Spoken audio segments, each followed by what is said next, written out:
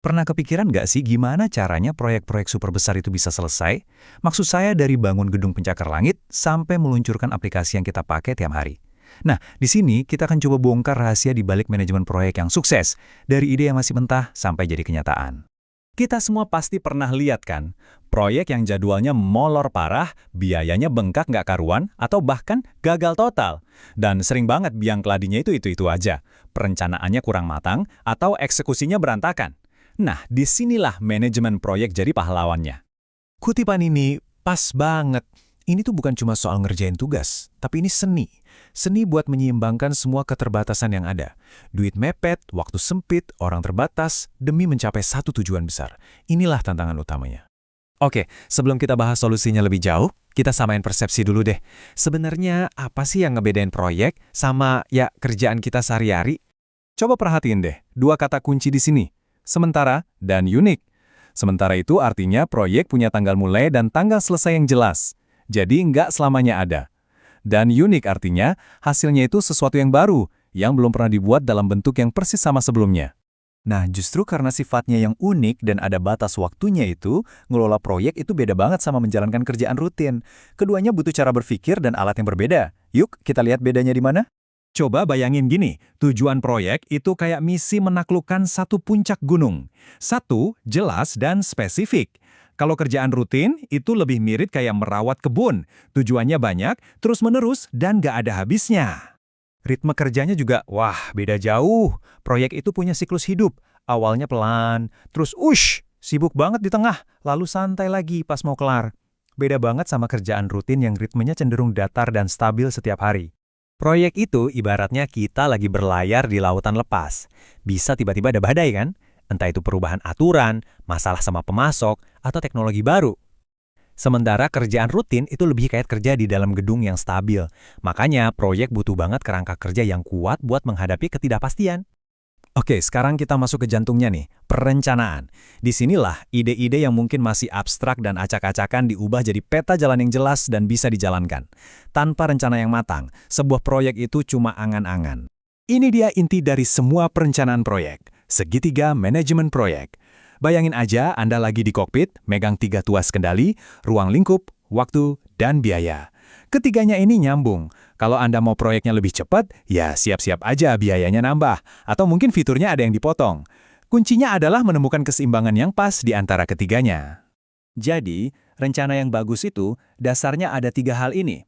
Pertama, kita pecah dulu pekerjaan raksasa itu jadi potongan-potongan kecil yang gampang diurus.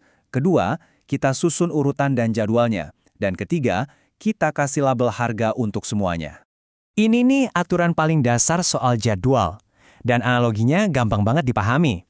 Namanya task dependency atau ketergantungan tugas. Logika simpel bahwa beberapa pekerjaan harus selesai dulu sebelum yang lain bisa dimulai. Inilah fondasi buat bikin jadwal yang realistis. Nah, buat memetakan semua hubungan, ini dulu baru itu tadi, manajer proyek pakai alat kayak Bagan-Pert ini. Tujuannya cuma satu, menemukan yang namanya jalur kritis. Ini adalah rangkaian tugas terpanjang dari awal sampai akhir. Kenapa ini krusial banget? Karena kalau ada satu tugas aja di jalur ini yang telat sehari, ya seluruh proyeknya ikut telat sehari. Nggak ada toleransi. Kalau Bagan-Pert tadi fokus ke logikanya, nah Bagan-Gan ini lebih ke kalendernya. Alat ini mengubah semua rencana rumit tadi jadi visual ini masa yang gampang dibaca. Kita bisa lihat dengan jelas tiap tugas, durasinya berapa lama, dan siapa penanggung jawabnya. Semua dalam satu gambar. Oke, rencana udah mantap, peta udah di tangan, tapi perjalanannya sendiri baru aja dimulai. Sekarang kita masuk ke fase eksekusi. Di fase inilah kita harus terus memantau, beradaptasi, dan menangani berbagai masalah yang ya pasti akan muncul. Kalau kerjasama dengan pihak ketiga, jenis kontrak itu penting banget. Kontrak harga tetap itu biayanya pasti, tapi kaku. Sebaliknya, kontrak penggantian biaya lebih fleksibel. Cocok buat proyek yang belum jelas banget arahnya, tapi risikonya ya biaya bisa bengkak. Jadi ini soal pilihan, mau kepastian atau fleksibilitas. Terus, gimana manajer bisa tahu kondisi kesehatan proyeknya? Ya dari laporan-laporan ini, anggap aja ini dashboard mobil kita. Laporan kendala itu lampu peringatan yang nyala. Laporan kemajuan itu speedometer yang bandingin kecepatan kita sama rencana. Dan laporan keuangan itu indikator bensinnya. Ini bener banget sih. Ngecek kualitas secara rutin di tengah jalan itu jauh lebih efektif daripada nunggu semua selesai baru diperiksa. Ini ibaratnya kita matiin percikan api sebelum jadi kebakaran gede yang nggak bisa dikendaliin.